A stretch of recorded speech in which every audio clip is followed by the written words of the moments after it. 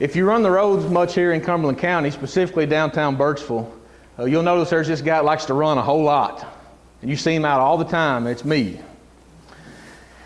A few weeks ago, it was on a Friday afternoon, and I was running. I was actually running on the road, and I don't know road numbers, right in front of the hospital. Somebody help me out. The big major road, 90. I was running on 90. I was coming up the hill past the hospital, going out toward where Carter's car lot is. I was going out there. My parents live on a road out there to turn around. And I was coming up the hill, and I'm running, and I hear that vibration. Somebody is about to take me out. So I turn around, and I see somebody in this Ford Explorer. I'm not going to be any more descriptive than that, because I hope it wasn't you if you're here. A few thousand people in Burkesville. My chances are pretty good that you're not here, but I hear that vibration, and I know somebody's on the shoulder of the road. So I turn, and I had to stop, because if you're running this way and you're looking back here, you may be a statistic anyway. You may trip and fall out in the road and still get ran over. So I turned and I stopped, and I see this Ford Explorer is coming right at me. Well, guess whose face I don't see? The driver.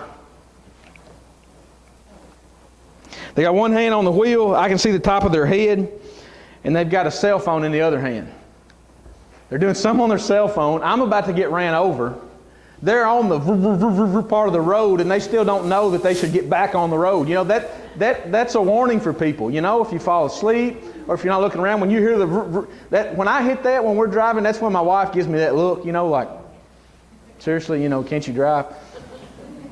But they still weren't looking up, so I stop and I start to get over in the gravel, because I'm getting ready to get ran over. I mean, I was fixing to do the dive, you know, like the dive out of the way, like on those movies when there's an explosion and you're running and then you just dive out of the way. I was getting ready to do that, and all of a sudden this guy looks up and he swerves back over on the road, and then when he passes, he gives me that nervous smile, you know, like, sorry, sorry. He gives me one of those. And you know what's even crazier to me is I start thinking about, okay, I almost traded my life to probably a picture of his lunch that his mama cooked him, and it says yummy. I have almost died, and he's either texting a friend that says what's up, or he's putting a picture on Facebook of pork chops and mac and cheese and sweet taters, cornbread that says yummy. I'm about to trade my life for a yummy Facebook picture. The great distraction. I want to ask you a question this morning. A question that you can ask yourself. Am I living my life distracted?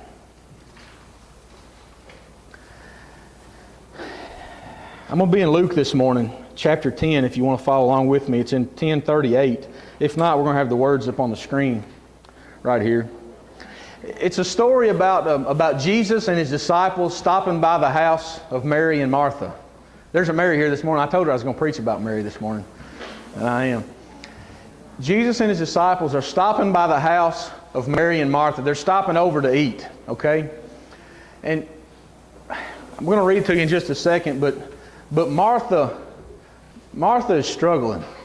She is distracted, okay? Verse 38. As Jesus and his disciples were on their way, he came to a village where a woman named Martha opened her home to him. Her sister Mary sat at the Lord's feet, listening to what he taught.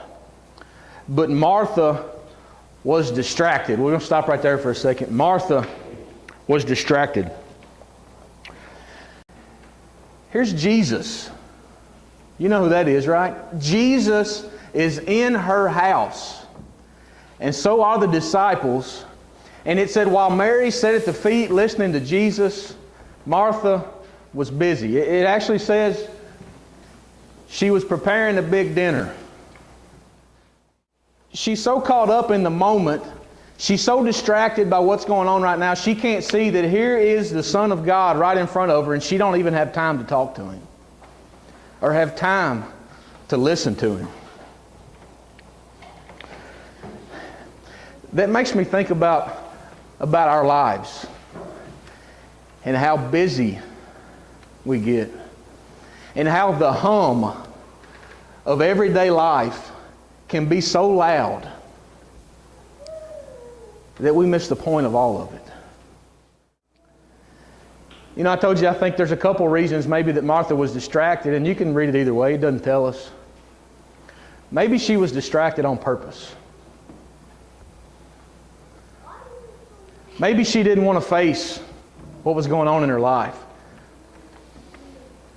Maybe she knew that if she turned and looked at that Jesus who was Son of God in the flesh, that if she looked him eye to eye, she was afraid of what that might mean for her life and the changes she might have to make. You ever knew anybody that just stayed busy and you had an idea that they probably stayed so busy so they could not think about the reality that they're living in, about how bad something is?